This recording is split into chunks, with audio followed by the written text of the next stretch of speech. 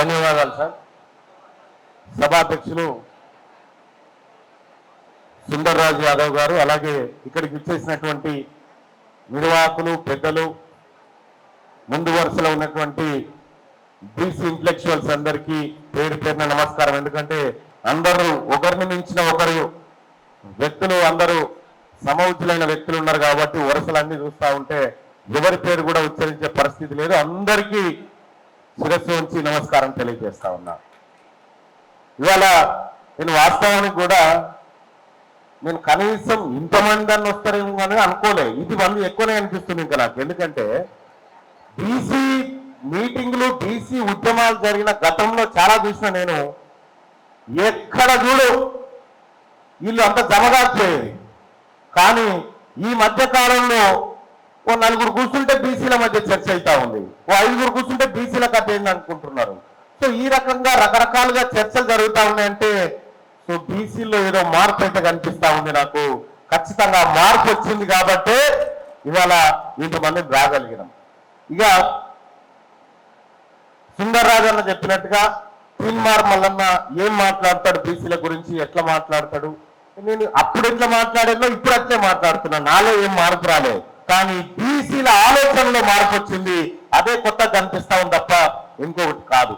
ఇక్కడ వాస్తవానికి బీపీ మండల్ గారి మనవాడిని అసలు వాస్తవానికి చాలా మందికి మొన్నటిదాకా నేను ఒక మార్నింగ్ న్యూస్ లో పెట్టిన బీపీ మండల్ ఎవరో తెలుసా అని మాకు తెలియదని చెప్పింది. తెలియదని చెప్తే దానికి ఆయన మండల్ గారి మనవాడిని తీసుకొచ్చి ఈయననే ఆయన మండల్ గారి మనవడు, ఈయన మాకు ఇది చేసిండు, ఈయన చేయడం వల్లనే మనకు 27% రిజర్వేషన్ దొరికింది అని చెప్పడం జరిగింది. ఇంకా విచిత్రం ఏంటంటే పెద్దల గౌరవనీయులు వినయ్ గారు ఇక్కడనే ఉన్నారు. పింజాల శివశంకర్ గారి గురించి ఎంతమందికి తెలుసు అంటే తెలియదనేటువంటి పరిస్థితి వచ్చింది. అంటే ఆ లేర్ అయిపోయింది, ఆయన గురించి తెలిసిన లేర్ అయిపోయింది. కొత్త తరానికి ఆయన ఎవరో పరిచయం కాలేకపోయింది. ఆ పరిచయం చేయాలనేటువంటి ఉద్దేశంతో ఆ రోజు శివశంకర్ గారికి సంబంధించినటువంటి అంశాన్ని కూడా ఆయన రాష్ట్ర వ్యాప్తంగా పెద్ద ఎత్తున చేయాలని నిర్ణయించడం ఇవాళ కొంత పరిచయంలోకి వచ్చింది. ఇట్లా మన కోసం, మన జాతుల కోసం పోరాడినటువంటి వ్యక్తులను మనమే ముందు తరానికి అందించకపోతే నాకు పదవులు ఇవ్వాలి ఉంటాయి, పోతాయి. నాకు చాలా మంది చెప్తా ఉంటారు, తీన్మార్ మల్లన్న నువ్వు ఇప్పుడే మాట్లాడితే ఎట్లంటే దానికి ఏమైనా వర్జము, టీవీ నక్షత్రం ఉంటుందా? ఏముండదు కదా. దానికి నాకు అవకాశం వచ్చిన ప్రతిసారి మాట్లాడుతూనే ఉంటా, చేస్తూనే ఉంటా. ఇప్పుడు నాకు ఒక ఆయన మెసేజ్ పెట్టింది నాకు. ఆ మెసేజ్ ఏందనుకుంటున్నావు?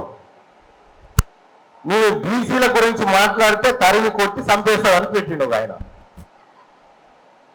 నీ ఎట్లుంటది, ఎట్లున్నది కదా బీసీలం పేరేంటి చూపిస్తావు సుందర్రాజు అన్నకి. బీసీల గురించి మాట్లాడితే నువ్వంతా తరిమి కొడతాం, ఏదో చేస్తామని పెట్టిండు ఇప్పుడు ఆయన. నేను ఇంకా రిప్లై చేయలేదు, చేస్తా కానీ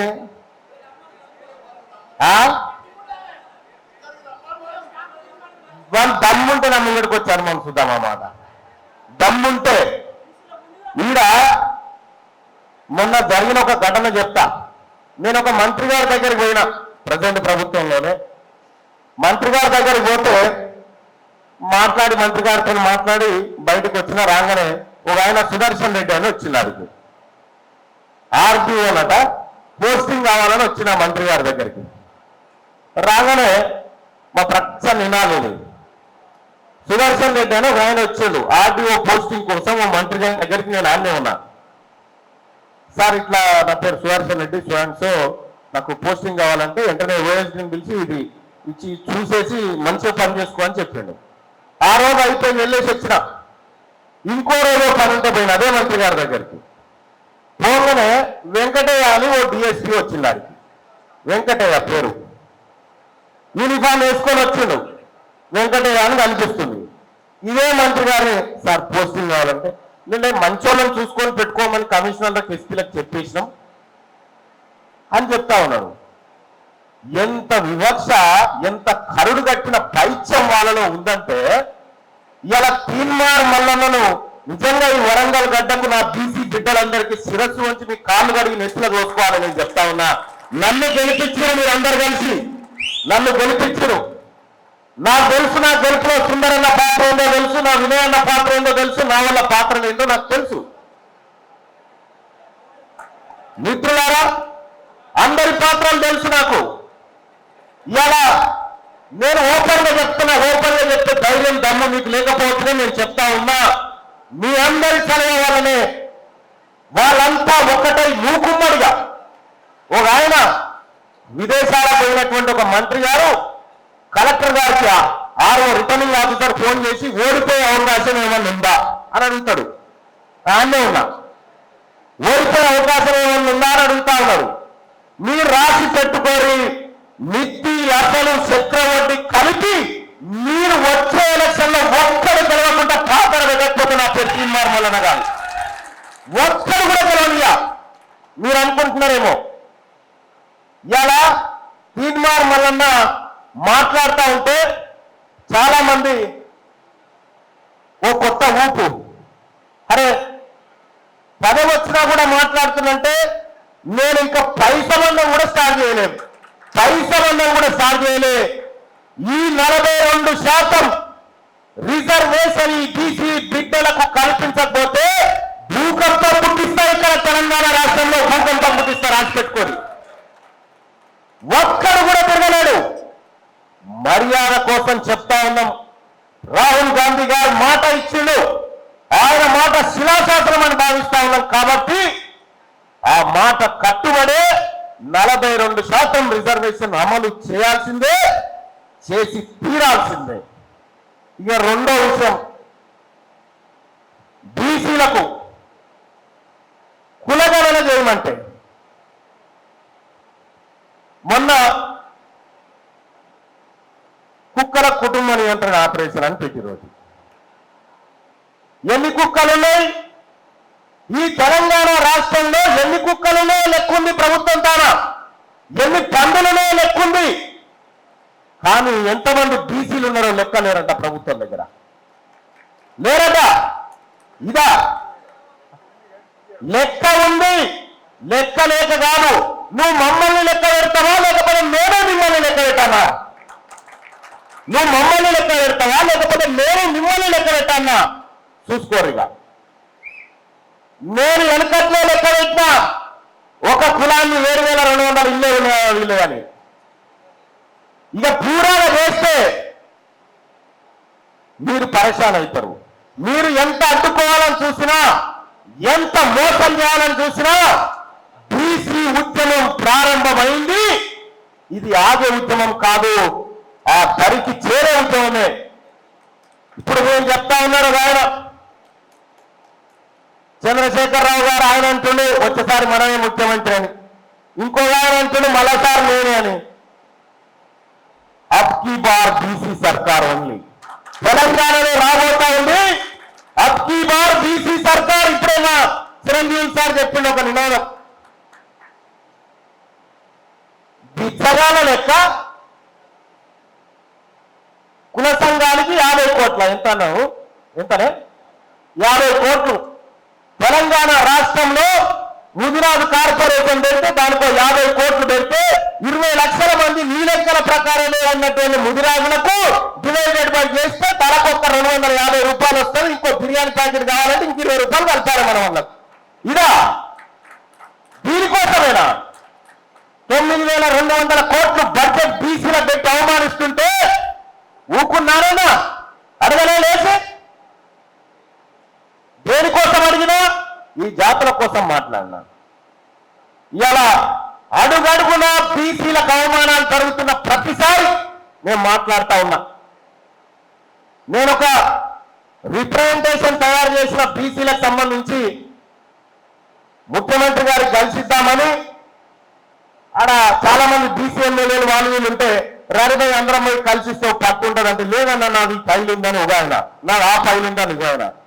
ఎవడైతే బీసీలో ఉండి ఈ జాతులను విస్మరించి వీళ్ళ ఓట్ల ద్వారా గద్దెలెత్తి పక్కకు జరిగి తొత్తులుగా మారతారు, మీ పరుగు కూడా చేస్తాం మేము. పక్క వదిలిపెట్టే ప్రసక్తే లేదు. ఇవాళ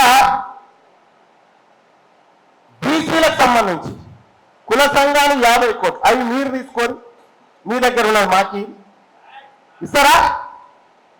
ఇస్తారా?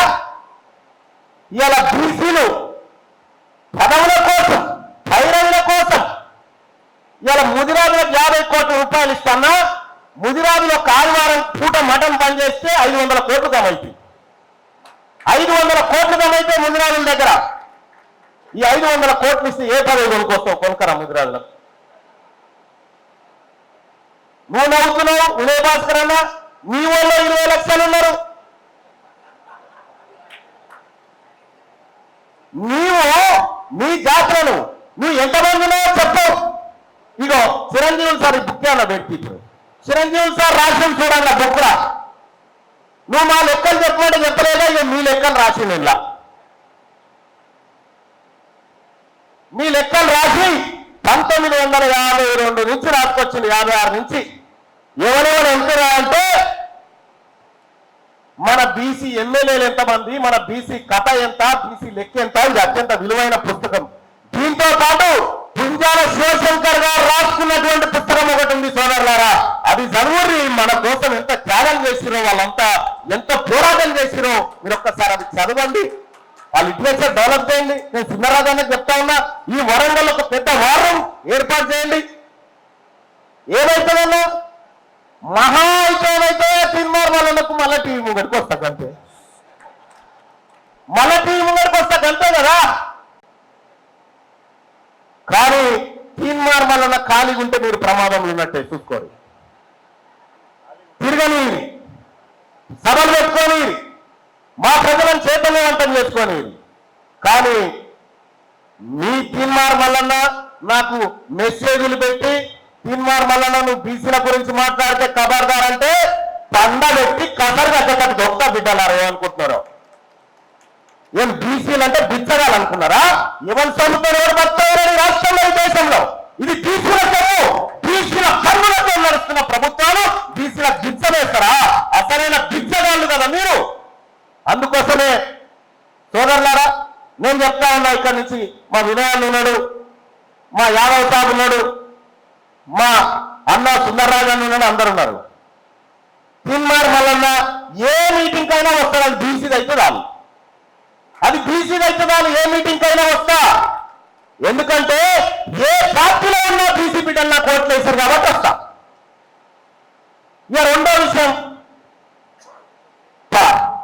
ఇక్కడి కాదు నేను పోరాటం చేయొచ్చు కాక గతంలో కేసీఆర్ తోని, మా మధ్యలో విరోచిత యుద్ధం జరగచ్చు కాక, నా మీద వందలాది కేసులు పెట్టొచ్చు కాక, ఈ బీసీలను గెలిపించడం కోసం కేసీఆర్ కూడా రిప్రజెంటేషన్ ఇస్తానికి వస్తా, సరితొలగపరి వస్తా. ఇవాళ బీపీ మండల్ గారి జయంతి సందర్భంగా చెప్తా ఉన్న బీసీ సోదరులారా, యుద్ధం ప్రారంభమైంది. అయిందా కాలేదా? అయిందా కాలేదా? 2 చేతులు ఎవరు చెప్పారు? అయిందా కాలేదా? యుద్ధం ప్రారంభమైందా? ఇది కొనసాగుదా?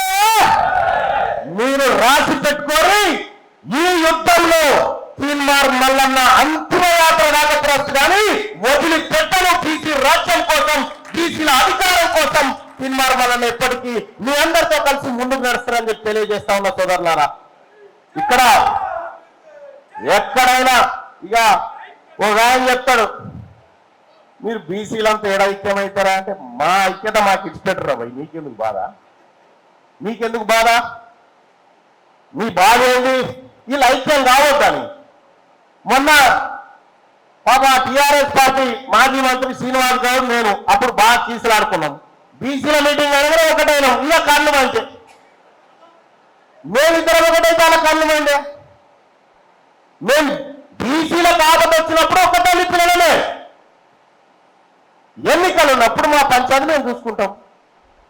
కానీ ఇవాళ ఏ పార్టీలో ఉన్నా, ఎక్కడ ఉన్నా బీసీ సోదరులారా, బీసీ బిడ్డలారా, నీ ఓడి కోసం ఆలోచన చేయి, నీ ఓడి కోసం పింఛయ్, నీకు జరుగుతున్న అన్యాయాన్ని పింఛయ్.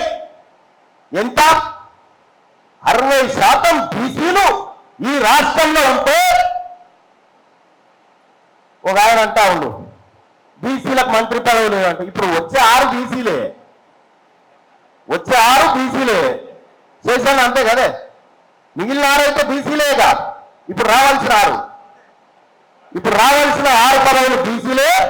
ముఖ్యమంత్రి గారు కూడా బిల్డింగ్నే ఉన్నట్టుండు. కాబట్టి బీసీల పక్షాన ఎవరు మంచి చేసినా, బీసీలకు జరిగిన అన్యాయం పైన ఏ రెడ్డి గారు మాట్లాడినా, ఏ వెలమ గారు మాట్లాడినా, ఏ బ్రాహ్మణైనా మాట్లాడినా మేము వాళ్ళ మద్దతు తీసుకుంటాం. మేము వాళ్ళని కూడా కడుపులో పెట్టుకుంటాం. ఖచ్చితంగా మా వర్గాలకు జరిగినటువంటి అన్యాయాల విషయంలో, మా వర్గాలకు జరిగినటువంటి ఏది దోపిడీ విషయంలో ఎవరైతే నికాస్గా ఎస్ మీకు జరిగింది అన్యాయం అని చెప్తారో వాళ్ళను కూడా గౌరవించుకునేటువంటి మూమెంట్ మేము తీసుకుపోతా ఉన్నాం. సోదరులారా, ఇదే వరంగల్లో దాదాపు నేను 100 కిలోమీటర్లు పాదయాత్ర చేసిన, 100 కిలోమీటర్లు తిరిగిన, ప్రజల మూడు చూసినన్నా నేను నమ్ముతున్నా ఈ ప్రజలని రాబోయేటువంటి 3-4 ఏళ్లలో మొత్తం బీసీ సమాజం అంతా ఒక్క తాటి మీదకి రాబోతా ఉంది. మనము శాస్త్రం చెప్పాలన్న రాజ్యాంగం మనం ఏమన్నది? శాస్త్రంలో క్లాసెస్ అని చెప్పింది, మనం తరగతులు అని చెప్పింది. అంటే ఒకే తరగతిలో ఉండేటువంటి బిడ్డలే బీసీలు. కాబట్టి మనము పొలిటికల్ గా అన్టచబుల్గా ఉన్నాం. ఇలా ఒక బీసీ బిడ్డ సీటు సంపాదించుకోవాలంటే ఎంత పరేషాన్ ఉందో తెలుసు మీ అందరికీ. తీన్మార్ మల్లన్న బెగ్గింగ్ చేసి తెచ్చుకోలే, బెదిరిచ్చే తెచ్చుకుండు సీటు. బెగ్గింగ్ చేయలే, బెదిరిచ్చే తెచ్చుకున్నా. నేను బెగ్గింగ్ చేయను, ఎవరిని భిక్షాం దేహి అని అడగను, నీ సంగతి ఏంద్రా అని అడుగుతా. కాబట్టి ఆత్మగౌరవం అనేది చాలా ఇంపార్టెంట్ మిత్రులారా. మనకు ఆత్మగౌరవం లేకపోతే మనల్ని అంటరాని వాళ్ళుగా చూస్తుంది సమాజం. బీసీల్లో రావాల్సింది ఆత్మగౌరవం రావాలి. ఏం ఒక్కసారి ఇలా ఈ ఆడకట్టంతా పోషామ పండుగలు అవుతున్నాయి. పోషామ పండుగల కాడ ఇప్పుడు మనం యాడలు కోసుకోవాలన్నా, చుట్టాలను పిలుచుకోవాలన్నా, ఇంకా దినాన్నా, సాగబోయాలన్నా, ఇవన్నీ కార్యక్రమాలు ఉంటాయి మనకు. వాళ్ళకి ఏ పండుగ లేదు, ఓ బోన పెట్టేది లేదు, ఏం లేదు, ఇవన్నీ మనకే. అందుకే మొన్న వీళ్ళు అంటా ఉండేది, బీసీలో బొడ్రాయి చుట్టూ తిరుగుతారు, వాళ్ళేమో అసెంబ్లీ చుట్టూ తిరుగుతారని. మన అసెంబ్లీ చుట్టూ తిరుగుడు ప్రారంభించాలి సోదరులారా. ప్రతిక్షణం ఓ కుట్రను పసిగట్టాలి. మనం వీళ్ళు చేసే కుట్రలను ప్రతిక్షణం పసిగట్టాలి. మీరు ఇంకా గమ్మత్ 2-3 రోజుల మంచి సంచలనమే బయట పెడతారు జరాగుడు. 2-3 రోజుల నాకు ఈ పాట ఆ పాట అని ఏం లేదా, ఎవరు మోసం చేస్తే వాళ్ళ పేరు చెప్తా. కాబట్టి బీసీ సోదరులారా, ఇప్పటి వరకు నేను జూన్ 7వ తారీఖున నన్ను మీరు గెలిపించారు. ఈ జూన్ 7వ తారీఖు నుంచి ఇవాళ ఆగస్టు 25వ తారీఖు వరకు తీన్మార్ మల్లన్న పర్ఫార్మెన్స్ మీకు నచ్చిందా లేదా? ఒక్క మాట చెప్పండి. నచ్చితే గట్టే చప్పట్లు కొట్టుందన్నా, లేకపోతే ఏమైనా మారేది ఉంటే మార్చుకుంటా. తీన్మార్ మల్లన్న సరిగానే పనిచేస్తుందా? సరిగానే చేస్తుందా మీరు అనుకున్నట్టుగా? మీరు కోరుకున్న విధంగానే పోతా మిత్రులారా. ఇంకా ఏడాది కూడా ఇదే మాట అడుగుతా మళ్ళా మిమ్మల్ని. ఇది రెఫరెండం, నాకు ఇది రెఫరెండం, మా బాబానే చెప్తా ఉంది, రెఫరెండం ఇది. సోదరులారా, వాళ్ళ నాశనకాలం వాళ్ళు కోరుకుంటే అన్ని పుడతాయి. కానీ సోదరులారా, ఒకటై చెప్తా ఉన్నా, ఈ ఉద్యమాన్ని ఇక్కడ ఈ బీసీలో పుట్టినటువంటి ఇంత మంచి బిడ్డలు ఇవాళ వరంగల్ ఆనిముత్యాల్లాగా ఇక్కడ ఉన్నారు. ఇవాళ శేషన్న కానీ, ఇంటలెక్చువల్స్ కానీ అతిపెద్ద గ్రూప్ ఇక్కడ ఉంది. ఇక్కడ ఒక వార్ రూమ్ ఏర్పాటు చేసి, అన్నా మీరు బీసీ సమాజాన్ని మేల్కొల్పండి, ఇన్ని రోజులు అంతో ఇంతో నాకు మీరు అవగాహన కల్పించారు. మా శేషన్న రాసిన ఆర్టికల్స్ వీళ్ళందరూ చేసేటువంటి ప్రయత్నం నాకు అవగాహన కల్పించే ప్రయత్నం చేశారు.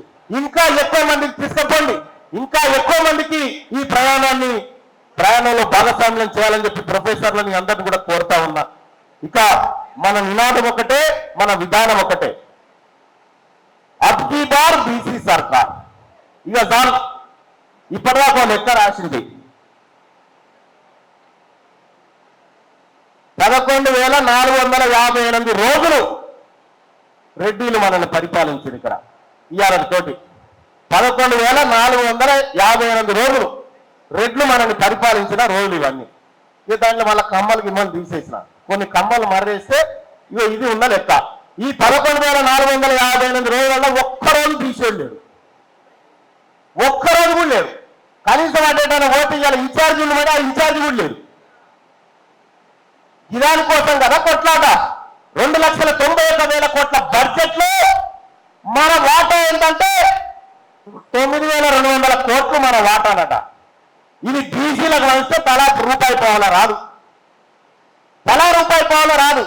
దీని గురించి సమాజం మాట్లాడాలి, సమాజం ప్రశ్నించాలి. 7 లక్షల కోట్లను లెక్క పెట్టబోతే 7 లక్షల కోట్లు మా బీసీ అత్యంలో చెప్పి కలగబడరు, అదన్న వ్యక్తిపాడైతాం.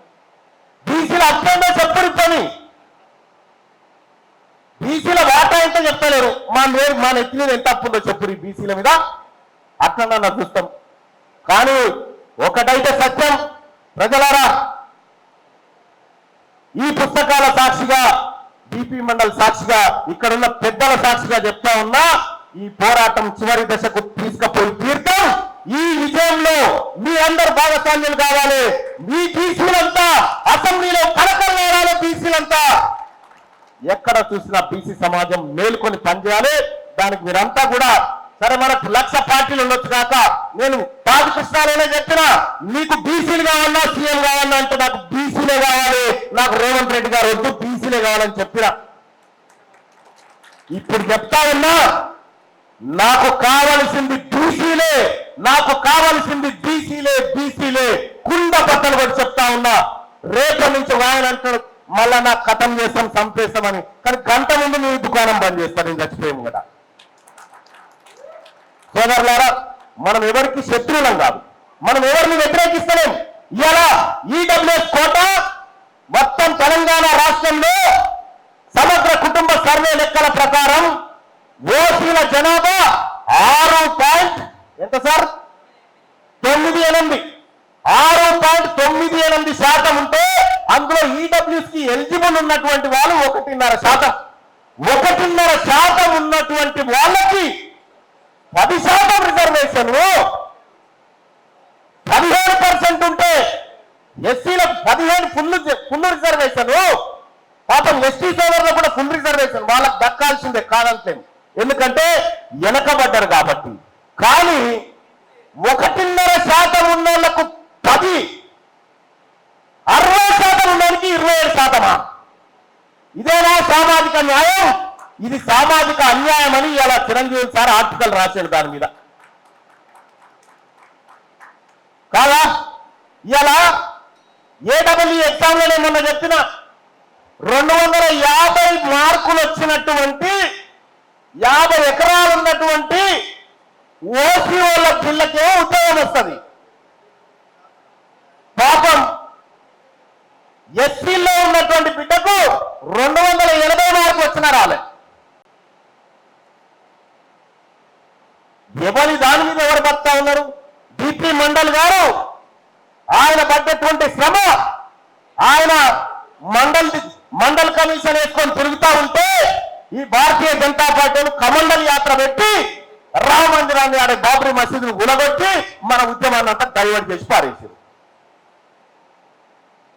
ఇంకెప్పుడు ఇక మళ్ళా ఇప్పుడు చచ్చిపోయిగా నెక్స్ట్ జన్మలో చూసుకుందాం అనేటట్టు ఉందా ఏమన్నా? లేదు కదా. ఏం చేసినా ఇప్పుడే ఇక వట్టిగానైతే చచ్చిపోకూడదు పోయి, ఏదైనా చేసే చచ్చిపోయి. ఏమి చేయకుండా ఉత్తగా సాగడానికి మనకు హక్కుల్లో, ఏమి చేయకుండా చస్తే ఆ మూడు ఆ పని చచ్చిపోయా మనం చచ్చిపోయా, ఏం తేడా ఉండదు. అందుకోసమే ఉద్యమానికి మనమంతా సిద్ధం కావాలి. రాబోతుంది బీసీ ఉప్పెన. ఈ ఉప్పెనలో మనమంతా భాగస్వాములు కావాలి, బరాబర్ వాటా తీసుకోవాలి. నేనేమంటున్నాం, నీ గుంజుకుంటలేం, నువ్వెంతనో అంత తీసుకో, నీ పాలు ఎంతుందో అంత తీసుకో బరాబర్గా సామాజికంగా. కానీ నా పాలను దొప్పుక తిని నా మీద పెత్తనం చేసినంటే ఇగురం తప్పిన తిరిగే మోస్తోల మీద బయలుకు పోయినట్టుంది. అట్లే ఉంది కథ. కాబట్టి సోదరులారా, ప్రతి అంశాన్ని మేధావి వర్గం ఇలా చర్చలో పెడతా ఉంది. ఒకప్పుడు చూద్దామంటే ఒక ఆర్టికల్ దొరకకపోయేది, బీసీల గురించి దీని గురించి ఇవాళ మనోళ్ళంతా ఆర్టికల్స్ రాస్తా ఉన్నారు, ఎప్పటికప్పుడు చైతన్యపరుస్తా ఉన్నారు, ఎప్పటికప్పుడు మేల్కొల్పుతా ఉన్నారు. బీసీ సమాజమా, ఇక మనం ఎవరికి భయపడాల్సిన పని లేదు. ఎగిరెగిరి కొట్టినా గిదే దెబ్బ, ఎగర కొట్టినా గిదే దెబ్బ. పార్టీలు కేవలం సంఖ్య పెట్టుకోవడానికి బీసీలకు టికెట్ ఇచ్చినాం మేమే అంటాడు ఆయన. వీళ్ళు ఉన్నది లెక్కగా నాకు దొరకలేదు. బీసీలకు మేము ఇచ్చినామని అవాయన అంటాడు, మేము ఇచ్చినామని అవాయన అంటాడు. యాడిచ్చినంటే చార్మినార్ కాడ మేమే ఇస్తుంది, డబీర్పుర కాడ మేమే, యాకత్పుర కాడ మేమే. ఇలా గెలుస్తాడు బీసీ ఆయన. 1952 నుంచి ఇప్పటిదాకా 30 సీట్లు దాడలే వెళ్ళడు మనం అసెంబ్లీలో. 30 సీట్లు కూడా దాడలే. ఇక 1952లో ఆ తెలంగాణ వచ్చినాక చూసుకున్నాం, అప్పటిదాకా ఎందుకు. 42, 39, 43 ఇవి రెడ్డి ఎమ్మెల్యేలే. ఇక అలాగే 10 మంది వెలమ, ఈసారి 13 మంది వెలమ. అలా తక్కువ అయ్యారని కాంగ్రెస్ లెక్కనే ఇంకో 3 ఇచ్చినాం. కమ్మలు 4, బ్రాహ్మణులు ఒక పాపం, బాపంలో కూడా బాగా బాధ. ఒకప్పుడు 27 మంది ఎమ్మెల్యేలు ఇప్పుడు ఒక్కలే అయిపోయింది. మార్వాడి ఒకరు, ఎస్సీ ఎస్టీలకు ఏ బాధ లేదు, వాళ్ళకే ఉంది. ఇక మైనార్టీలు 7, ఓబీసీలు 19 మంది మిగిలిరు. ఇక సపరేట్గా కూర్చుంటే ఆ 19 లెక్కన ఒకటి ఎత్తుకొని పోతారు, 9 మిగులుతుంది. కాబట్టి వచ్చేసారి ఈ బీసీలు అధికారంలోకి రావాలి, బీసీ ముఖ్యమంత్రి పీఠం మీద కూర్చోవాలి. అబ్ కీ బార్ బీసీ సర్కార్. ఈ వరంగల్ వేదిక నుంచి అబ్ కీ బార్ బీసీ సర్కార్, అబ్ కీ బార్, అబ్ కీ బార్. Thank you so much. Thank you Mallanna. Warangal గడ్డకెళ్ళే సమరం మొదలైంది. मल्लाना जी, बंदा प्रकाश जी अभी चले गए। विजय भास्कर से आने वाले एक से पहले चिरंजीवी साहब, हमारे बहुत सारे वरिष्ठ लोग हैं, P Vinay Kumar ji, doctor P Vinay Kumar ji. मैं विशेष रूप से नाम इसलिए ले रहा हूँ कि आदरणीय पी शिवशंकर जी का एक विशेष योगदान मंडल कमीशन के रिपोर्ट को फाइनली सबमिट कराने में, चूंकि पार्टी बदल गई थी, सत्ता में जनता पार्टी की जगह कांग्रेस पार्टी आ गई थी और श्रीमती इंदिरा गांधी प्राइम मिनिस्टर थी। और पी शिवशंकर साहब का बहुत ही क्लोज एसोसिएशन था श्रीमती इंदिरा गांधी से भी और मंडल जी से। अभी मौलाना साहब ने बहुत ही जोरदार ढंग से तेलुगु में अपनी बात रख दी। मुझे भी तेलुगु में बोलना चाहिए था, लेकिन हमारे सोशल मीडिया के माध्यम से पूरे देश में ये बात जा रही है। वरंगल की धरती बैकवर्ड क्लासेस के लिए हिस्टोरिकल धरती, और जो नारा है मौलाना साहब ने दिया है अब की बार बीसी सरकार, उसके साथ एक और नारा लगाना पड़ेगा। इस विधानसभा में तमाम पार्टियों ने बैकवर्ड क्लास के लोगों को टिकट ही नहीं दिया, तो कितने विधायक हैं? 19 ओनली। तो बैकवर्ड क्लासेस के विधायकों की संख्या 100 पार होनी चाहिए, चाहे इस पार्टी से या उस पार्टी से, चाहे जैसे भी हो। और ये तब होगा जब यूनिटी ऑफ बैकवर्ड क्लासेस होगा। जो आइडेंटिटी बैकवर्ड क्लासेस के तौर पर आज है वो मंडल कमीशन के कारण। मंडल कमीशन के पहले ये आइडेंटिटी नहीं था, और इस आइडेंटिटी को तोड़ने के लिए, जैसे अभी सुप्रीम कोर्ट जजमेंट आया, बाबा साहब भीमराव अम्बेडकर ने बड़ी मुश्किल से एक शेड्यूल्ड कास्ट आइडेंटिटी बनाया। ये जो जजमेंट है सुप्रीम कोर्ट का वर्गीकरण का, इसमें कुछ नहीं बनना है, क्योंकि नौकरियां प्राइवेटाइज हो चुकी है, सरकारी नौकरी बची ही नहीं, क्योंकि कोई डेटा नहीं है। जाति जनगणना नहीं करना चाहते हैं, they don't want to do caste census। अभी जो सेंसस होता है उसमें सिर्फ proportion of scheduled caste is known, not individual caste. तो how can they say कि इसने तुम्हारा खा लिया? वो कैसे कहेंगे कि मटिका ने माला का खा लिया? जब तक डेटा नहीं हो तो ये लड़ाने का काम जो कर रहे हैं उसे सतर्क रहना पड़ेगा बैकवर्ड क्लासेस। मैं खासतौर से ये कहना चाहता हूँ कि कास्ट सेंसस एक बहुत बड़ा मुद्दा है देश के लिए, एंड हम सभी बैकवर्ड क्लासेस के लोगों को इस मुद्दे को आगे बढ़ाना होगा, इसलिए कि जब तक डेटा नहीं होगा तो सिर्फ यह नहीं पता चलेगा कि बैकवर्ड क्लासेस को क्या नहीं मिल रहा, यह भी पता चलेगा कि कौन एक जाति पूरे देश का शासन, सत्ता और संसाधन खा रही। कैसे तेलंगाना का नाम धर्मा बेरामोना होना चाहिए था और अब रेड्डी नमूना हो गया। Every post is operating. तो ये चीज समझना होगा, इससे डरते हैं, इसलिए वो कास्ट सेंसस नहीं कराना चाहते। वो जानते हैं कि every Motilal, every Gaur, every Yadav, every other backward class will know कि हमारा क्या शेयर है। उससे तो डरते ही है, लेकिन ये भी डरते हैं कि गवर्नमेंट का टोटल इंपॉर्टेंट पोस्ट देख लीजिए, this Reddy, that Reddy, only Reddy and only Reddy. तो ये चीज लोगों के सामने नहीं आना चाहिए तेलंगाना में, और भारत के स्तर पर ब्राह्मणों का किस तरह से कब्जा है वो नहीं समझना चाहिए। मैं दूसरा एक बहुत महत्वपूर्ण पॉइंट आपके सामने लाना चाहता हूं कि I am a professor in Delhi university, so I can very categorically से कि आप शिक्षित नहीं होंगे तो आप बैकवर्ड ही बने रहेंगे।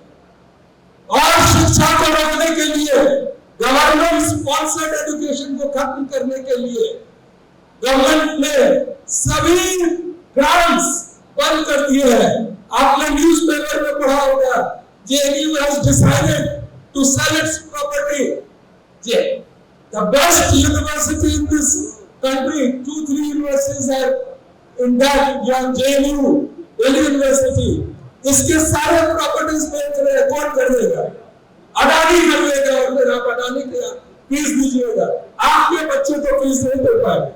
आप हो सकता है आप में से कुछ लोग अफोर्ड कर ले, लेकिन 90% ऑफ गवर्नमेंट क्लासेस के बच्चे नहीं पढ़ पाएंगे। तो मैं कल हमारा प्रोग्राम है यूनिवर्सिटी ऑफ हैदराबाद में बैकवर्ड क्लास स्टूडेंट्स के साथ, मैं अपील करता हूँ आज भी कि इस बढ़े हुए फीस के अगेंस्ट और कॉर्पोरेट कब्जा जो हो रहा है एजुकेशन का, उसके खिलाफ आपने जरूर बोलिए। EWS पर तो बोल दिए मौलाना साहब, there is no data for EWS, 10% दे दिया है, कहां से दिया है, उनका क्या पॉपुलेशन है, they don't know that. Two more important things, NEET में बहुत बड़ा बेईमानी हुआ, और that is not just for backward class, सभी गरीब बच्चे जिसके माँ बाप अपने पेट काट कर बच्चों को पढ़ाते हैं, ट्यूशन दिलवाते हैं, कोचिंग दिलवाते हैं, उनके बच्चे अब समझिए कि वो पैसे पर बिक गया। लोकसभा तक में कुछ नहीं कहा गया। राहुल जी से हमारी बात होती है, वी टोल्ड हिम कि आप सड़कों पर आइए। अगर देश के आपने 3 चीज कहा था, नीट के अगेंस्ट बेईमानी हुआ था, आपने लोकसभा में उठाया, अग्निवीर के अगेंस्ट जो आपने कहा था, आप अगर लोकसभा में से बोलेंगे तो ये सरकार बेईमानी की सरकार है। वोट फॉर डेमोक्रेसी एक संस्था है महाराष्ट्र का, they have proven 79 MPs who are of BJP, they have won just because of manipulation. 79 MPs should have been of India Alliance, और अगर 79 MPs उतर रहते तो कोई चंद्रबाबू नायडू बचा नहीं सकता था। लेकिन ये गवर्नमेंट जो है उसके अगेंस्ट उस रिपोर्ट की बात सिर्फ कौन बोला, तो सीतारमण जो फाइनेंस मिनिस्टर है उनके हस्बैंड बोल रहे हैं, लेकिन अपोजिशन पार्टीज नहीं बोल। तो मैं इन्हीं बातों को कहकर आपसे विदा लेता हूँ। I sincerely thank all of you and I have met you personally। आज बीपी मंडल की जयंती पर आपको शुभकामनाएं और एक आपसे निवेदन कि बैकवर्ड क्लास यूनिटी अगर रहेगा तो बैकवर्ड क्लास की सरकार बनेगी। जय संविधान। థ్యాంక్ యూ సార్, ధన్యవాదాలు. ఉన్నటువంటి మన మాజీ స్పీకర్ గారు, అదేవిధంగా ప్రస్తుత ఎమ్మెల్సీ బసవరాచారి గారు, సమ్మారావు గారు, అదేవిధంగా డాక్టర్ వినయ్ గారు, ఈ కార్యక్రమంలో పాల్గొంటున్న ఇతర ప్రజలందరికీ కూడా నమస్కారం తెలియజేసుకుంటూ, ముఖ్యంగా మండల జయంతి సందర్భంగా మనం ఈరోజు వరంగల్లో ఒక సమర శంకారావం పూరించడం అనేది చాలా సంతోషకరమైన విషయం. వాస్తవానికి ఈ సభను వాయిదా వేయాలని చెప్పేసి చాలా సందర్భాల్లో వాళ్ళు అనుకున్నప్పటికీ కూడా మండల జయంతి సందర్భంగా ఈ కార్యక్రమాన్ని నిర్వహించాలి అనేటువంటి పట్టుదలతో వినయ్ భాస్కర్ గారు ఈ కార్యక్రమాన్ని ఏర్పాటు చేశారు. మీరు ఎన్ని పండుగలు ఉన్నప్పటికీ కూడా అవన్నింటిని పక్కన పెట్టి మరి కార్యక్రమానికి రావడం చాలా సంతోషకరమైన విషయం. నేను కూడా ఇక్కడ ఇప్పటివరకు దాదాపు 3 గంటల నుంచి అందరూ ఏం మాట్లాడుతున్నారో ప్రతి విషయాన్ని నేను వినడం జరిగింది. వాస్తవానికి వరంగల్ జిల్లా అంటే మొదటి నుంచి కూడా ఒక ఉద్యమాల జిల్లా. ఇక్కడ అనేకమైన ఉద్యమాలు స్టార్ట్ అయినాయి. ఇక్కడ స్టార్ట్ అయిన ఉద్యమాలన్నీ కూడా విజయాన్ని అందుకున్నాయి. సో ఇక్కడ కూడా మనం ఇక్కడ ఒక సమరశంకారాలను స్టార్ట్ చేస్తున్నాం కాబట్టి అది విజయాన్ని ముద్దాడాలని చెప్పేసి నేను కోరుకుంటున్నాను. సో ముఖ్యంగా బీసీలకు జరిగిన అన్యాయాల గురించి మనం చెప్పాలంటే చాలా మంది భక్తులు కొంత చెప్పినారు. బట్ నేను ఒక 2-3 మినిట్స్ మాట్లాడి ముగిస్తే, ఎందుకంటే ఎక్కువ టైం కూడా లేదు. బీసీలు మొదటి నుంచి కూడా ఈ స్వతంత్ర భారతంలో కంప్లీట్ గా అన్యాయానికి గురైనటువంటి జాతి ఏదైనా ఉందంటే బీసీ జాతి. ఇంతకుముందు చెప్పినారు మిత్రులు వినయ్ గారు. ఒకటి ఏంటంటే రాజ్యాంగంలో బీసీలు అంటే బ్యాక్వర్డ్ క్లాసులు అన్నారు, బ్యాక్వర్డ్ క్యాస్ట్లు అన్నారు. క్యాస్ట్ అని ఉంటే మన రిజర్వేషన్ 20-30 సంవత్సరాలు మొదలే అవ్వలేదు. క్లాసు అనడంతో ఎవరు క్లాసు, ఈ క్లాసును ఎట్లా గుర్తించాలి అనే దానిపైన కోర్టు 20-30 సంవత్సరాలు తీసుకున్నాయి. ఆ తర్వాత లేట్ అయిపోయింది. మీకు 1951లో అంటే మొట్టమొదటిసారిగా మనకు కాకా కాలేకర్ కమిషన్ అని చెప్పేసి 1953లో వేశారు. అయితే బీసీలకు సంబంధించి రాజ్యాంగంలో మనం బ్యాక్వర్డ్ క్లాస్ అనడంతో బ్యాక్వర్డ్ క్లాస్ కమిషన్ అనేది ఆర్టికల్ 340 కింద పెట్టాల్సి ఉంది. అయితే రాజ్యాంగంలో ఎస్సీలలో మనకు ప్రొవిజన్స్ లేవు. ఎస్సీలకు రాజ్యాంగంలో ఆర్టికల్ 341లో ఆర్టికల్ 340 అంటే బీసీ కమిషన్ ఉంది. బట్ వివిధ ఆర్టికల్స్లలో ఎస్సీలు ఎస్టీలు ఎవరు అంటే చెప్పేసి రాజ్యాంగం స్పష్టంగా నిర్వచించింది. కానీ బీసీలకు ఆ నిర్వచనం లేదు. అయితే బీసీలకు సంబంధించి బాగోగులు చేయడం కొరకు ఒక బీసీ కమిషన్ పెట్టాలని చెప్పేసి రాజ్యాంగం ఆర్టికల్ 340లో ఉంది. దాన్ని ఇంప్లిమెంట్ చేయాలని చెప్పేసి కోరితే అప్పుడు ఉన్నటువంటి కాంగ్రెస్ ప్రభుత్వం ఒప్పుకోలేదు. నెహ్రూ గారు మొట్టమొదటిసారిగా ఈ ఇంతకుముందు మనం పురగణ నుంచి స్టార్ట్ చేసింది. పురగణ అనేది 1931 వరకు 1881 నుంచి 1930 వరకు బ్రిటిష్ గవర్నమెంట్ ప్రతి 10 సంవత్సరాలకు ఒకసారి చేసింది. కానీ స్వతంత్ర భారతంలో నెహ్రూ గారు దాన్ని పక్కన పడేసాం. పురగణ నేను చేయను, ఎందుకంటే ఆయన సోషలిస్ట్ మెంటాలిటీ కాబట్టి అభివృద్ధి అనేది జరిగితే ఆటోమేటిక్ గా పేదవాళ్ళకి చేరుతుందనే ఉద్దేశంతో ఆయన పక్కన పెట్టాడు. కానీ అది ఎంతవరకు జరిగిందని మనం ఇప్పుడు చూస్తూ ఉన్నాం. అదేవిధంగా ఈ బీసీలకు సంబంధించి బీసీ కమిషన్ వేయాలని చెప్పి అంబేద్కర్ కోరితే వారు వేయకపోతే అంబేద్కర్ గారు రాజీనామా కూడా చేయడం జరిగింది. సరే ఇతరత్ర వేరే కారణాలు ఉన్నప్పటికీ కూడా 1953లో బీసీ కమిషన్ చేసి కాకా కాలేకర్ కమిషన్ 1955లో రిపోర్ట్ ఇస్తే ఆ రిపోర్ట్ నెహ్రూ పార్లమెంట్ లో పెట్టకుండానే రిజెక్ట్ చేసేసాడు. ఆయన ఇవ్వాలని ఆయన రిజెక్ట్ చేసి పక్కన పంపించారు. ఆ తర్వాత ఎవరు పట్టించుకోలేదు బీసీల గురించి, ఇంకా మళ్ళీ ఎవరు మాట్లాడలేదు. సో మళ్ళీ జనతా గవర్నమెంట్ వచ్చిన తర్వాత 1978లో అప్పుడు ఉన్నటువంటి లీడర్లు చరణ్ సింగ్ కానీ ఇంకా ఇతర లీడర్లు వాళ్ళంతా గవర్నమెంట్ మీద ప్రెషర్ పెట్టి మళ్ళీ సెకండ్ బీసీ కమిషన్ వేసినారు. ఆ సెకండ్ బీసీ కమిషన్ చైర్మనే ఇక్కడ ఉన్నటువంటి బీపీ మండల్. సో వారు ఒక 2 ముఖ్యమైన టాస్క్ వాళ్ళకి ఇచ్చారు. బీసీలను ఎట్లా గుర్తించాలి, వాళ్ళ అభివృద్ధి కొరకు ఏం చేయాలి. సో ఈ ఎట్లా గుర్తించాలనే దానికి కోర్టులు కొట్టేసినాయని తెలుసు. అప్పటికే మన రాష్ట్రంలో ఇంతకుముందు వినయ్ గారు చెప్పినారు 4 సార్లు బీసీలను బీసీ కాస్ట్ కింద రిజర్వేషన్ తీసుకొస్తే 4 సార్లు గుర్తించారు. 1972లో ఆ Balaram versus state of Andhra Pradesh కేసును సుప్రీంకోర్టులో నిలిచాం కాబట్టి ఇక్కడ 72 నుంచి రిజర్వేషన్ ఉన్నాయి కానీ అది కూడా ఉండేది. మరి 1978లో ఈయనకి ఇచ్చిన టాస్క్ మండల్ గారు ఒక 11 ఇండికేటర్లు పెట్టి సక్సెస్ఫుల్ గా బీసీలు ఎవరు అనేది నిర్వచనం ఇస్తూ 3743 కులాలు ఆయన గుర్తించడం జరిగింది. సో ఆ కమిషన్ రిపోర్ట్ ను మళ్ళీ ఇంప్లిమెంటేషన్ చేస్తామనే టైం వరకు మళ్ళీ కాంగ్రెస్ గవర్నమెంట్ వారు ఇంతకుముందు అవన్నీ విషయాలు చెప్పారు. బట్ మళ్ళీ అది ముద్ర పక్కన పడిపోయింది. 1990లో విపి సింగ్ వచ్చిన తర్వాత తీసినారు. ఈ విపి సింగ్ గారు తీసిన తర్వాత శివశంకర్ గారు ప్రధాన పాత్ర పోషించారు. వారు ఆల్రెడీ చెప్పినారు. నేను ఈ మధ్య ఒక ఇంటర్వ్యూలో శివశంకర్ గారి గురించి చాలా గొప్పగా పొగిడితే ఒక అతను ఫోన్ చేసినారు, సార్ మీరు శివశంకర్ పొలిటికల్ పార్టీ మీరు అంతగానం ఆయన ఎందుకు కోరుతున్నారు సార్ అని. సరే ఆయనకు చెప్పిన, బాబు శివశంకర్ గురించి నీకు తెలియదు, పుస్తకాలు చదువుతుంది. ఆయనకి ఇంకొకటి కూడా చెప్పిన, శివశంకర్ ఎట్లాంటి అంటే ఆయన రాజీవ్ గాంధీ లోక్సభలో మండల కమిషన్ ఇంప్లిమెంట్ చేయలేదు అని చెప్పేసి గట్టిగా వాదిస్తున్నాడు. అదే టైంలో ఈయన రాజ్యసభ చైర్మన్ శివశంకర్ ఆ కాంగ్రెస్ పార్టీ నుంచి. సో కాంగ్రెస్ పార్టీ వ్యక్తులు రాజీవ్ గాంధీకి వ్యతిరేకంగా ఆ రోజు శివశంకర్ గారు రిజర్వేషన్ మండల కమిషన్ ఇంప్లిమెంటేషన్ గురించి వాదించింది. సో ఆ దానివల్ల ఆయన శివశంకర్ గారు కొద్దిగా రాజీవ్ గాంధీకి దూరం అవ్వడం, తర్వాత పార్టీలో కొద్దిగా ఆయన ప్రాధాన్యత తగ్గించడం ఇవన్నీ కూడా జరిగినాయి. సో తర్వాత ఆయన వేరే పెట్టినాడు, అది వేరే విషయం. బట్ తాను నమ్ముకున్న సిద్ధాంతం కూడా ఆయన ఎంత దూరమైన వెళ్తాడో అని చెప్పడానికి అది నిదర్శనం. నేను చెప్పిన రాజ్యసభ డిబేట్స్ అని ఉంటుంది. ఒకసారి రాజ్యసభ డిబేట్స్ లో ఫలానా తేదీ రోజు ఆయన ఏం మాట్లాడినట్టు నెట్లో చూసుకో, లేదంటే రాజ్యసభలో కూర్చొని చూసుకో.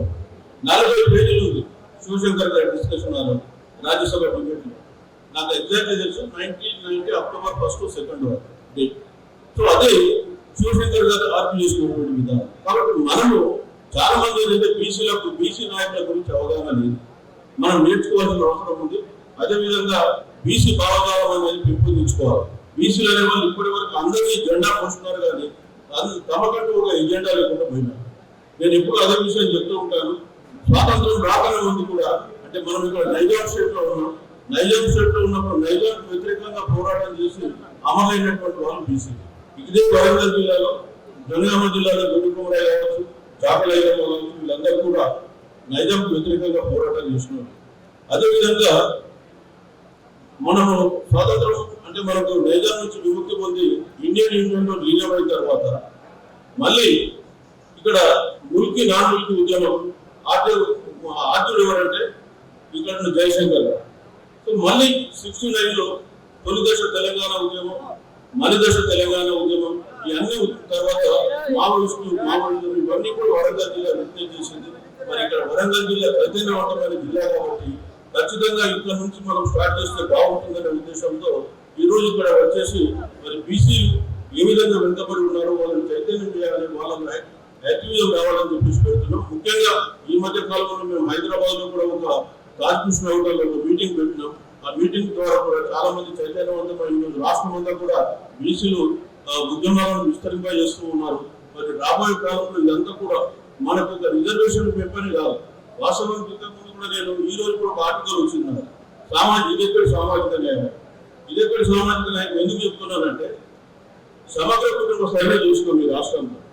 ఈ సమగ్ర కుటుంబ సర్వే చేసినప్పుడు మనకు వచ్చినటువంటి శాతం ఏంటంటే బీసీలు 50%, హిందూ బీసీలలో ఇద్దరు ఉంటారు, హిందువులు నాన్ హిందువులు. మండల కమిషన్ కూడా 52% ఎస్టిమేట్ చేసినప్పుడు హిందువుల శాతం 44, అంటే 43.7. అదేవిధంగా నాన్ హిందూస్ 8.3 చేశారు. చేస్తే 52.1 అంటే 52 చేస్తున్నారు. అట్లనే ఇక్కడ కూడా బీసీలలో 51% బీసీలు హిందువులు ఉన్నారు, 10% నాన్ హిందూస్ ఉన్నారు. అంటే ముస్లింస్, క్రిస్టియన్స్ వీళ్ళందరూ కూడా ఇందులో వచ్చిన్నారు. అంటే 61% మంది బీసీలు ఉన్నారు, 18% ఎస్సీలు ఉన్నారు, 10% ఎస్టీలు ఉన్నారు. అంటే వీళ్ళందరూ కలిపి 89%. పోతే 11% మిగిలింది. ఈ 11%లో ఎకనామికల్ వీకర్ సెక్షన్స్ ఎంతమంది ఉంటారంటే హార్డ్లీ 4-5% ఉంటారు. ఈ 4-5% ప్రజలకు 10% రిజర్వేషన్ ఇస్తున్నారు. ఎస్సీలకు 18% ఉన్నారు, 18% రిజర్వేషన్. బీసీలు ఎస్టీలు 10 ఉన్నారు, 10 రిజర్వేషన్. ఓసీలు ఈడబ్ల్యూఎస్ 5% ఉన్నారు, వాళ్ళకి 10% రిజర్వేషన్. 61% ఉన్న బీసీలకు ఇక్కడ 25% రిజర్వేషన్ ఇస్తున్నారు. సో అది జరుగుతున్నటువంటి వాస్తవం. సో మరి ఇట్లాంటి సత్యాలు మనం తెలుసుకుంటలేము. అదేవిధంగా మనం ఈ రాష్ట్రంలో ఈ మధ్య కాలంలో కులగణన గురించి మాట్లాడతాం. సరే, రాష్ట్ర ప్రభుత్వం ఒక దిశలో పోతుంది, కేంద్ర ప్రభుత్వం ఇంకో దిశలో పోతుంది. కేంద్ర ప్రభుత్వంలో అంటే కేంద్రంలో ఉన్నటువంటి రాహుల్ గాంధీ గారు ప్రతిరోజు ఆయన కులగణన జరగాలి, విశ్వవిద్యాలయ న్యాయం అంటే వాళ్ళ జనాభా ప్రకారం వాళ్ళకి న్యాయం జరగాలని చెప్తున్నారు. బట్ ఇక్కడికి వచ్చేస్తే మేము ఓటర్ లిస్టుల ద్వారా గుర్తించి ఓటర్లు ఎన్నికలు చేస్తాం, కులగణన చేయడం అని మళ్ళీ మాట్లాడుతున్నాం. సో మనం కాళకృష్ణ హోటల్లో మీటింగ్ పెట్టిన తర్వాతనే ఇవాళ కొంత రాష్ట్ర ప్రభుత్వం యొక్క యాటిట్యూడ్ లో మార్పు వచ్చి కులగణన చేయాలనేటువంటి ఉద్దేశంలో ఉన్నట్టు తెలుస్తూ ఉన్నారు. కాబట్టి మనం అడగని ఏదైనా విషయం మనకు రాదు అని చెప్పి మీకు మరొకసారి కూడా తెలియజేస్తున్నాం. ఇంకో విషయం కూడా మనం అడగడం మర్చిపోయినాం.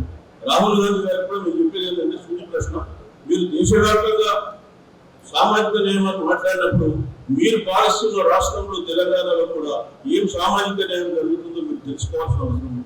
ఇవాళ 100 నామినేటెడ్ పోస్టులు ఇక్కడ అపాయింట్ చేస్తే ఎంతమందికి బీసీలకు ఇచ్చినారో, ఎంతమందికి ఒక కులానికి ఇచ్చినారు అనే విషయాన్ని మీరు కూడా గుర్తుపెట్టుకోవాల్సిన అవసరం ఉంది.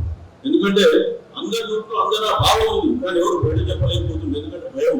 బీసీలలో మొదటి నుంచి ఉన్నది ఏంటంటే భయం, ఒకటి పిరుగుతారు. ఇంతకుముందు మల్లారా గారు మాట్లాడి చాలా చైతన్యం చేసినారు. ఇంకా మళ్ళీ నేను చెప్పదలుచుకోలేదు. ఆ భయం విడకపోతే, మనం ధైర్యంగా ముందుకు రాకపోతే మరి మళ్ళీ మనం సాధించుకోలేము. బట్ అనేక ఉద్యమాలలో అమరులైనటువంటి వాళ్ళు మొదటి నుంచి మన వాళ్ళే, పిరికి వాళ్ళే కాదు. కాకపోతే మనం చైతన్యవంతం చేయాలి. మరి ఆ దిశలోనే కొంచెం ప్రయాణం చేస్తున్నాం. మరి మీరందరూ కూడా వరంగల్ జిల్లా చైతన్యవంతమైన జిల్లా కాబట్టి అదే దిశలో ముందుకు పోవాలని చెప్పి కోరుకుంటూ అప్కీ బార్ ఏంటి, అప్కీ బార్ పక్కా. Okay, thank you. తెలుసుకోలే ఇప్పటివరకు చాలా మంది మేధావులు, విద్యార్థులు, రాజకీయ నాయకులు అందరూ కూడా తమ తమ అభిప్రాయాలు, సూచనలు ఇచ్చారు. ఒకటి, బీసీ ఆజాదీ యూత్ ఫోర్స్ బీసీలో 42% కేటాయించాలని అమర్ని దీక్ష చేస్తుంటే వాటిని అక్రమంగా అరెస్ట్ చేసింది. దాన్ని ఈ సమావేశం తీవ్రంగా ఖండిస్తూ వెంటనే విడుదల చేయాలని చప్పట్లతోని మనం తీర్మానం చేస్తాం. ఒకటి. రెండోది, సరే 2-3 రోజుల నుంచి ఈ రోజు ఈ కార్యక్రమం వద్దని అన్న వాళ్ళు అందరూ కూడా అన్నారు. నేను కూడా దాన్ని పోస్ట్పోన్ చేద్దాం అనుకున్నాం, కానీ ఎక్కువనో ఒక సెంటర్ పాయింట్ దొరకలేదు. ఎపీ సెంటర్ అంటే ఉద్యమాలు లేపేదానికి, భూకంపం వచ్చేదానికి ఎపీ సెంటర్ అన్నట్టు. ఇక్కడ ఈ రోజు మండల్ గారు జయంతి కాబట్టి ఒక సెంటర్ ఆఫ్ యాక్టివిటీ ఉండాలని చెప్పి నేను మరి రిక్వెస్ట్ చేయడం జరిగింది యువకులను. మరి దాన్ని ఒప్పుకోవడం జరిగింది.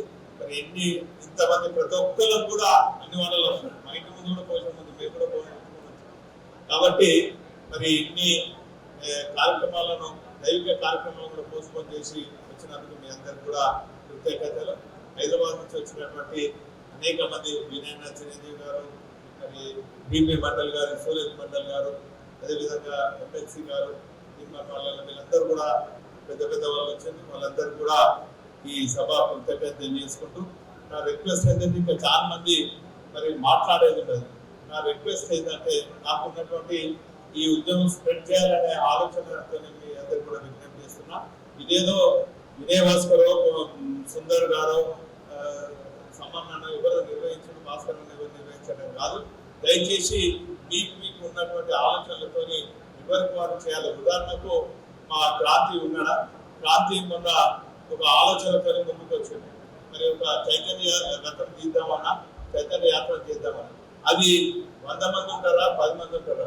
ఇక్కడ సంఖ్యాబలం తక్కువ ఉండొచ్చు, కానీ ఒక్కొక్కళ్ళు మేధావులు, విద్యార్థి శక్తి ఉన్నది, యువకులు ఉన్నారు, ప్రొఫెషనల్స్ ఉన్నారు. మరి మా సుశీలకైతే ప్రభుత్వ ఉద్యోగం అయినా కూడా భయపడకుండా వచ్చింది. కాబట్టి నా రిక్వెస్ట్ ఏంటంటే ఇప్పటి నుంచి వాటిని స్ఫూర్తిగా తీసుకొని, ఉదాహరణకు శివశంకర్ గారు చాలా మరి బీసీల కోసం చేసినట్టు అనేక అంశాలు ఉన్నాయి. పెద్దలందరూ కూడా చెప్పడం జరిగింది. వాస్తవంగా నేను కొంతమంది అడ్వకేట్స్ తో కూడా మాట్లాడాను.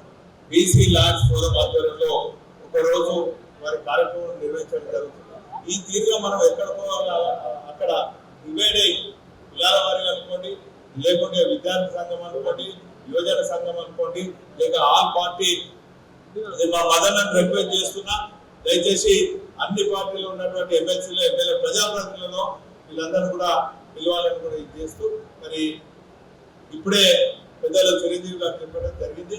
మరి ఇక్కడ నుంచి ప్రారంభమైనటువంటి నాకున్నటువంటి అనుభవం, నాకు 30 ఏళ్ళ రాజకీయ జీవిత అనుభవంతో చెప్తున్నా, పోరుగాళ్ళు అంటేనే పోరుగాళ్ళు. ఈ పోరుగాళ్ళ నుంచి ఏ పోరాటం చేసినా కూడా ఖచ్చితంగా గమ్యాన్ని ముద్దాడే వరకు విడువం. కాబట్టి ఇంకా భవిష్యత్తులో ఇక్కడ నుంచి ఖచ్చితంగా స్టార్ట్ చేయాలని చెప్పి వినయన్ కూడా రిక్వెస్ట్ చేయడం జరిగింది.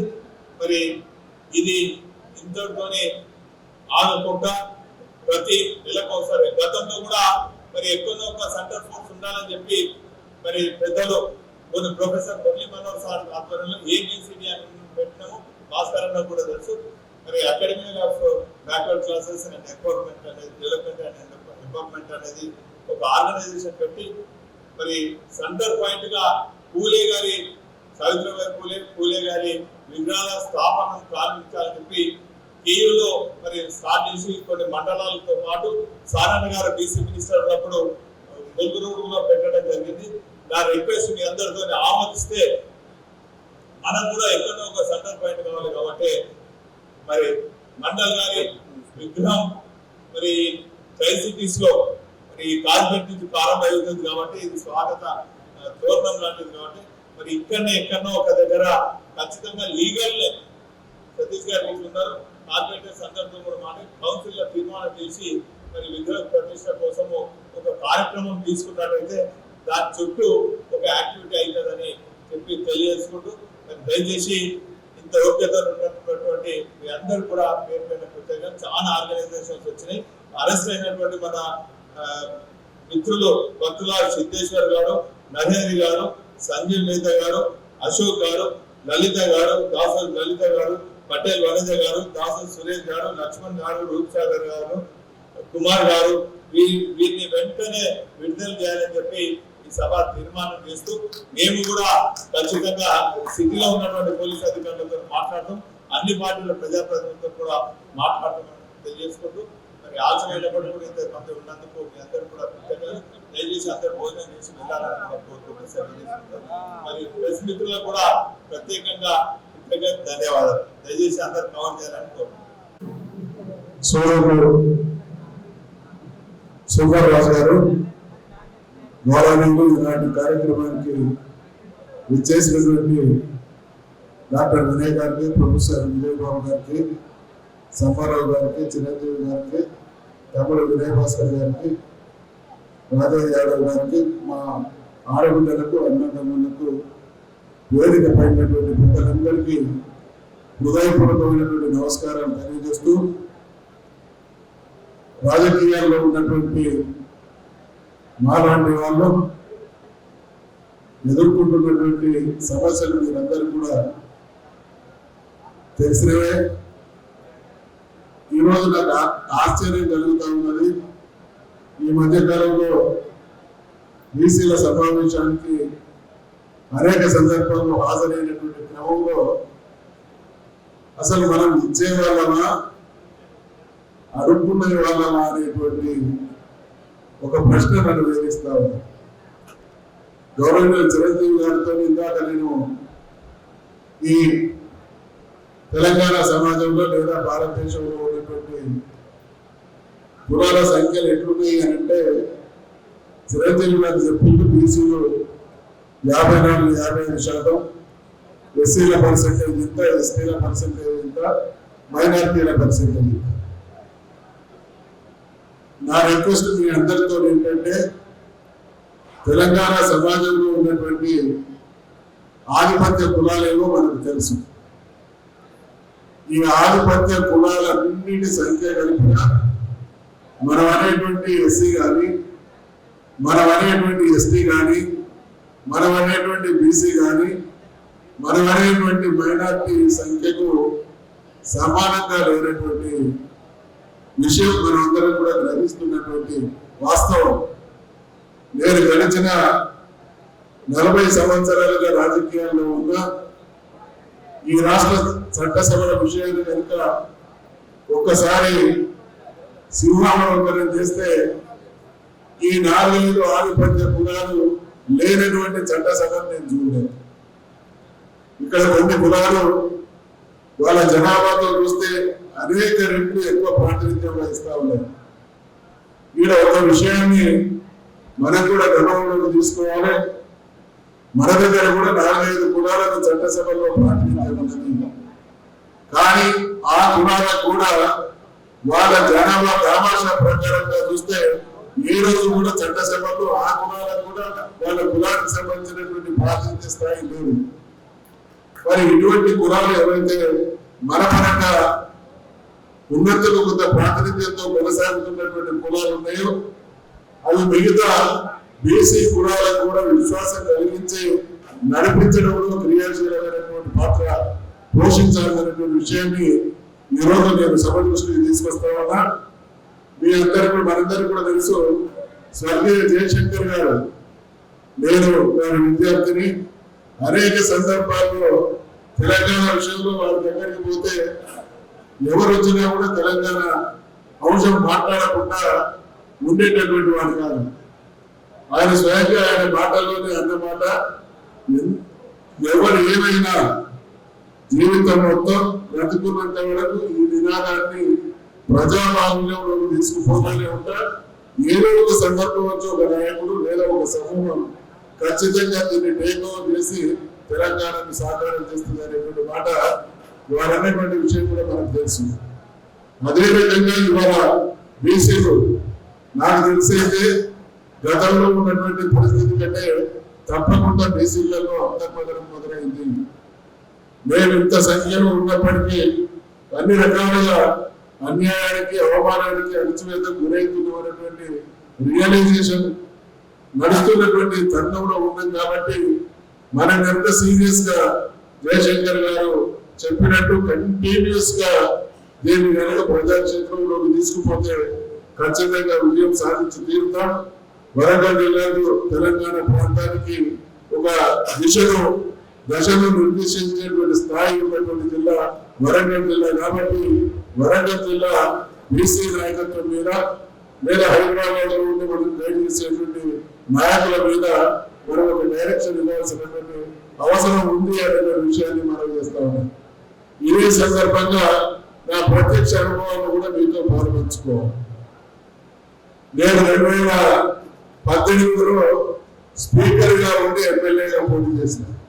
దయచేసి నా ఆవేదన ఇది కొంత చర్చించాల్సినటువంటి అవసరం కాబట్టి మీ అందరి దృష్టికి తీసుకొస్తాము. 2018లో నేను పోటీ చేసినప్పుడు నేను స్పీకర్ గా ఉన్నా దాదాపు 1000 కోట్ల రూపాయలు వరంగల్ జిల్లా స్వరూపం చిరంజీవి గారికి ఇతర పెద్దలకు తెలుసు. ఏనాటి నుండో జనగామం జిల్లా చేయాలనేటువంటి డిమాండ్ ఉన్నది.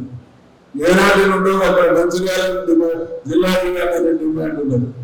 ఏనాటి నుండో జగిత్యాలను జిల్లా చేయాలనే డిమాండ్ ఉన్నది. ఏనాటి నుండో కొత్తగూడెం జిల్లా చేయాలనే డిమాండ్ ఉన్నది. ఈ రకంగా తెలంగాణలో సిద్దిపేటను జిల్లా చేయాలనేటువంటి డిమాండ్ ఉన్నది. వరంగల్ జిల్లా విషయానికి వస్తే జనగామం జిల్లా చేయాలనేటువంటి డిమాండ్ ఉన్నది. మరి అటువంటి సుదీర్ఘకాలంగా జిల్లాలు చేయాలనే డిమాండ్ ఉన్నటువంటి వాటితో పాటు మారుమూల ప్రాంతంలో ఉన్నటువంటి భూపాలపల్లిని నేను జిల్లాను చేసిన. నేను జిల్లాను చేయడమే కాదు, ఆ ప్రాంతంతో సంబంధం ఉన్నటువంటి వాళ్లకు ఆ ప్రాంత రూపురేఖలు మార్చిన. చెడ్డ పేరు చెప్పుకోలేనటువంటి చెడ్డ పేరు కూడా లేదు.